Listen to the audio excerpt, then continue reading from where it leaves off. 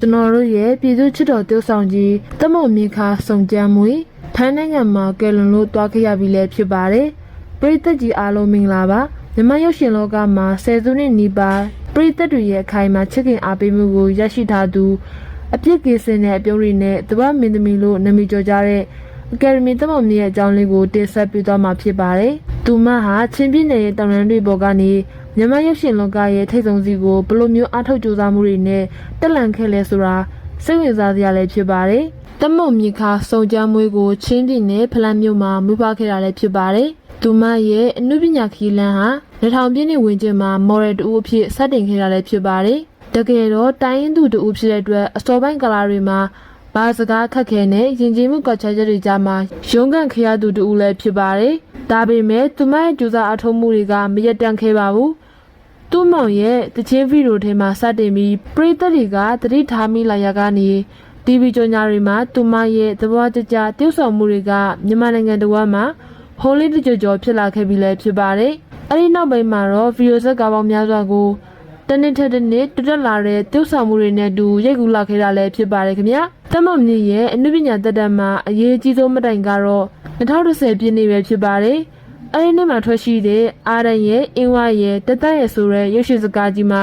ခေတ်သစ်မင်းကလေးငယ်တူရဲ့ခန်းစားချက်တွေကိုပြပြသွားတည်ဆောက်နိုင်ခဲ့လို့ပထမဆုံးတော့အမျိုးသမီးဆက်ဆောင်စုကိုရရှိခဲ့တာလည်းဖြစ်ပါတယ်။ဒါဟာသူမတို့တည်ဆောက်ကောင်းတူဖြစ်တယ်ဆိုတာကိုသက်သေပြနိုင်တဲ့အခိုက်အတန့်လည်းဖြစ်ပါတယ်။အောင်မြင်မှုတွေဟာတစ်ဆင့်ပြီးတစ်ဆင့်တက်လာခဲ့ပြီး2016ခုနှစ်မှာတော့ချစ်လက်စွာသောအမုန်းဆိုတဲ့စကားနဲ့ဒုတိယမြောက်အကယ်ဒမီဆုကိုထပ်မံဆုခုရခဲ့တာလည်းဖြစ်ပါတယ်။သူမရဲ့တည်ဆောက်မှုတွေဟာ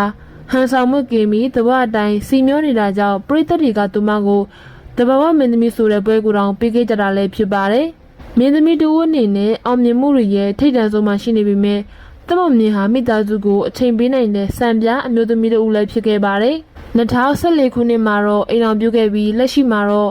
သားနဲ့သမီးနှုံနဲ့အတူပျော်ရွှင်စွာမိသားစုလေးကိုတည်ဆောက်ထားတာလည်းဖြစ်ပါတယ်။ဒါအပြင်သူမဟာမိမိရဲ့ချင်းတိုင်းသားမျိုးနွယ်စုကိုအမြဲတမ်းဂုဏ်ယူဝင့်ကြစွာဖော်ထုတ်လို့ရှိသူလည်းဖြစ်ပါတယ်။အရေးကြီးတဲ့ခန္ဓာတွေမှာချင်းရွရဝတ်စုံတွေကိုခက်ခဲနာဝတ်ဆင်လေးရှိပြီးတိုင်းရင်းသားတွေရဲ့ခွင့်ရည်နဲ့လူမှုရေးလုပ်ငန်းတွေမှာလည်းတက်တက်ကြွကြွပေါင်ရည်ကူညီလေးရှိတာကြောင့်လူချင်းလူခင်ပေါ်နေတာလည်းဖြစ်ပါတယ်။တမုံမြင့်ဟာအနုပညာလောကထဲမှာနှစ်ပေါင်းများစွာကြာမြင့်လာပေမဲ့သူမရဲ့နှိမ့်ချမှုနဲ့ယုံသားမှုတွေကြောင့်ပရိသတ်တွေရဲ့ထဲမှာဒီနေ့ထိတိုင်အောင်နေရခိုင်ခိုင်မာမာရရှိနေစေလည်းဖြစ်ပါတယ်။မင်းသမီးသက်တွေဘလောက်ပဲထွက်ပေါ်လာပါစေတမုံမြင့်ဆိုတဲ့အမည်က